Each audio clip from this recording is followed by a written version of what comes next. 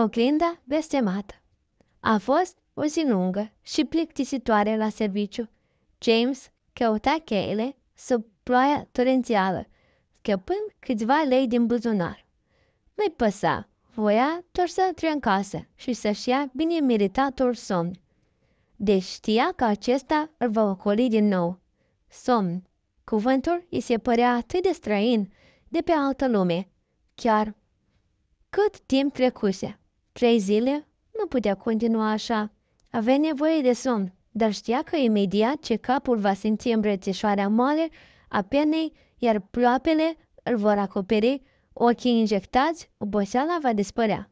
Încercase tot felul de medicamente, legale și ilegale, disperat să obțină măcar câteva ore de odihnă. Insomnia începuse să controleze viața. James înghiți câteva pastile fără să-i pase de efectele secundare și își lăsa capul pe pernă. Ochii îi se închiseră și fu arunca într-o beznă densă.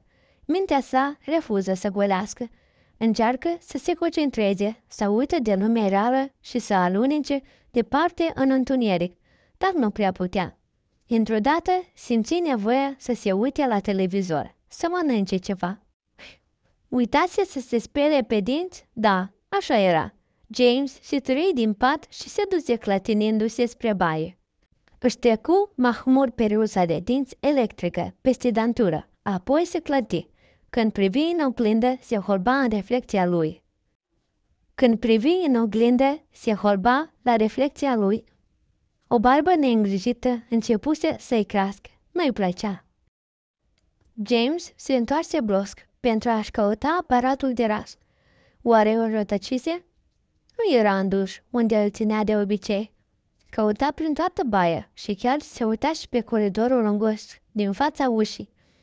Unde era felul lui să pierdă lucruri, mai ales obiecte banale, ca un aparat de ras? Credea cu tărie în filosofia un loc pentru fiecare lucru și fiecare lucru la locul lui. Se scărpina în cap, se întoarse în baie și trase o spiritură zdravănă. Nu era sigur de ce a trăsărit sau de ce a fost atât de surprins de ceea ce a văzut. Aparatul de ras pe care îl căutase fusese tot timpul pe chivetă, sau nu? Nu își spuse, nu fusese acolo, ar fi trebuit să-l vadă. Trebuie să-l vadă, ridicând din numeri. James decise că n-avea răbdare să se bătberească oricum. Ceea ce avea nevoie era de un duș fierbinte și plăcut. Asta, sigur, îl va ajuta să se relaxeze, să-și limpezească mintea. Apa era liniștitoare, aproape amințitoare. James închise ochii și gusta cea mai apropiată senzație de somn pe care o avusese în ultimele 3 zile. Apa îi săruta vârful nasului, în timp ce începea ușor să adoarmă. Chiar atunci când simțea că se pierde, apa deveni mai fierbinte.